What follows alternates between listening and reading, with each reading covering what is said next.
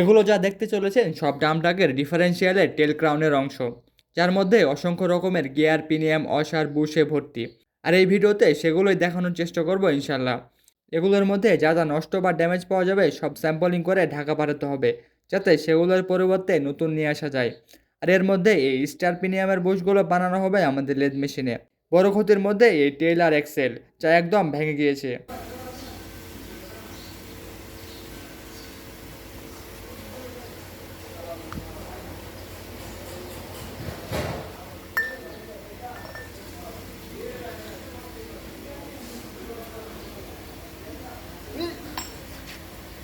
আজকে টিকটকে